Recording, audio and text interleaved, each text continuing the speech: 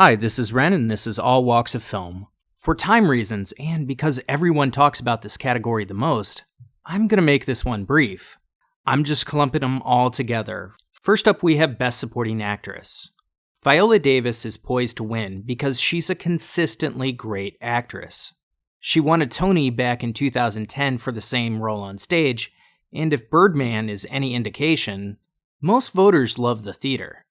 Michelle Williams and Naomi Harris both gave very good performances, but I was personally blown away by Naomi Harris as a crack-addicted mother who, while being a terrible mother, still has moments where you can see her humanity. She brought the weight needed to flesh out her character. As for Octavia Spencer and Nicole Kidman, their work was serviceable, but they weren't really given much to work with, and I feel their nominations were merely given because the Academy likes them. Next up, we have Best Supporting Actor.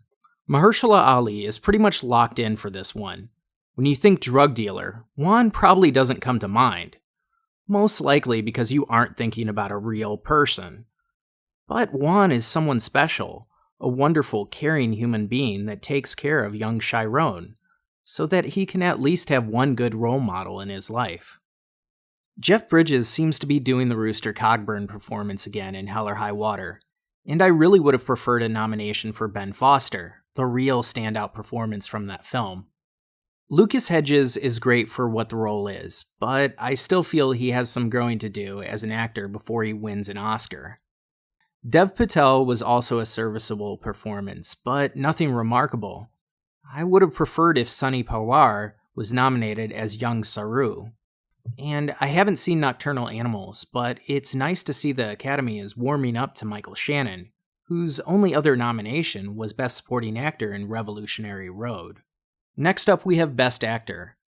Casey Affleck certainly gives the best performance of the year as a man full of rage and grief, who was put on his brother's will to take care of his son after his brother's passing. His performance isn't loud like so many of the other winners, it's nuanced and brooding, but not in a way that feels overdone. While he is poised to win, Denzel Washington from Fences is an expected upset, since Casey Affleck's own personal past might come back to haunt him. I'm still rooting for Casey, but he isn't a lock.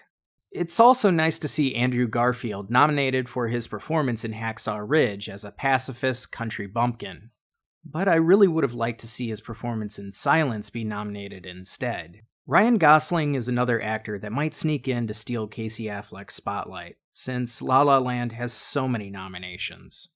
I'm really glad to see Viggo Mortensen on the list because he gives a fantastic performance as a single father in Captain Fantastic, a movie not a lot of people saw. And finally, we have Best Actress. While many think it's a toss-up between Natalie Portman and Emma Stone, I'd say it's a lock for Emma Stone. She's an audience favorite, and she just seems ripe for the win. Ruth Negga gave a wonderful, quiet, nuanced performance in Loving, but I doubt the Oscars are going to give the win to her. Meryl Streep got nominated because she's Meryl Streep, and the speech she gave at the Golden Globes about Trump. Isabelle Huppert, I've heard, is the most deserving of this award, but I think the movie might be a little too edgy for this year's Oscars.